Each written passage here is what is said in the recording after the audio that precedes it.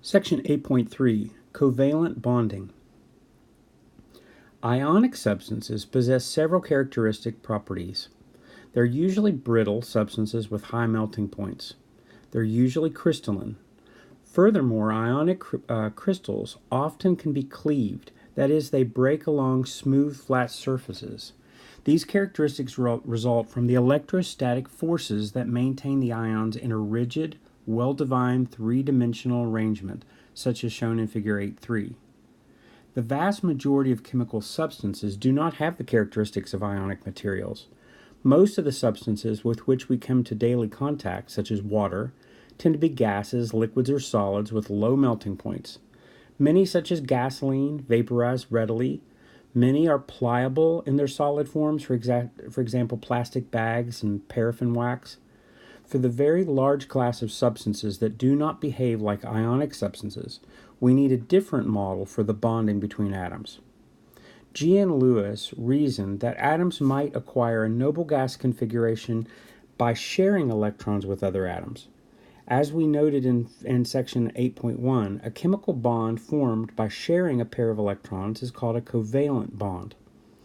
The hydrogen molecule, H2, provides the simplest example of a covalent bond.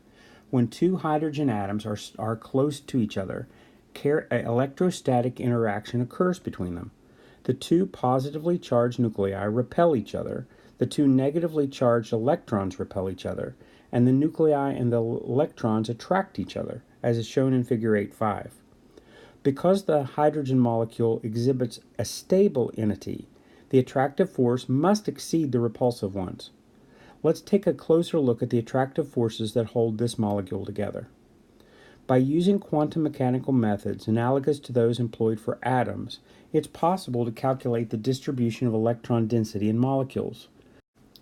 Such a calculation for hydrogen shows that the attractions between the nuclei and the electrons cause electron density to concentrate between the nuclei, as shown in Figure 8.5b. As a result, the overall electrostatic interactions are attractive. Thus, the atoms in hydrogen are held together principally because the two nuclei are electrostatically attracted to the concentration of negative charge between them. In essence, the electron pair of electrons in any covalent bond acts as a kind of glue to bind them together. Lewis structures. The formation of covalent bonds can be represented by using Lewis symbols for the constituent atoms. The formation of the hydrogen molecule from two hydrogen atoms, for example, can be represented.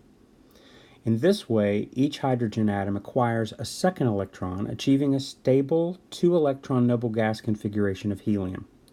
The formation of a bond between two chlorine atoms to give a chlorine molecule can be represented in a similar way. By sharing the bonding electron pair, each chlorine atom has 8 electrons, an octet, in its valence shell. It thus achieves the noble gas configuration of argon. The structures shown here for hydrogen and chlorine are called Lewis structures, or Lewis electron dot structures. In writing Lewis structures, we usually show each electron pair shared between atoms as a line, and the unshared electron pairs as dots. Written this way, the Lewis structures for hydrogen and chlorine are. For the nonmetals, the number of valence electrons in a neutral atom is the same as in the group number. Therefore, we might predict the 7A elements, such as fluorine, would have one covalent bond to achieve an octet. 6A elements, such as oxygen, would form 2 covalent bonds. 5A elements, such as nitrogen, would form 3 covalent bonds. 4A elements, such as carbon, would form 4 covalent bonds. These predictions are borne out in many compounds. For example, consider the simple hydrogen compounds of the nonmetal in the second row of the periodic table. HF, H2O, H3N, CH4. Thus, the Lewis model succeeds in accounting for the compositions of many compounds of nonmetals in which covalent bonding predominates. Multiple bonds. The sharing of a pair of electrons constitutes a single covalent bond, generally referred to as simply a single bond. In many molecules, atoms attain complete octets by sharing more than one pair of electrons. When 2 electron pairs are shared, 2 lines are drawn, representing a double bond. In carbon dioxide, for example, bonding occurs between carbon, with 4 valence electrons and oxygen with 6. As the diagram shows, each oxygen acquires an octet of electrons by sharing 2 electron pairs with carbon. Carbon, on the other hand, acquires an octet of electrons by sharing 2 electron pairs in each of the 2 bonds it forms with oxygen.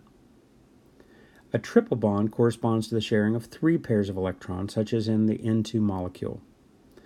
Because each nitrogen atom possesses 5 electrons in its valence shell, 3 electron pairs must be shared to achieve the octet configuration.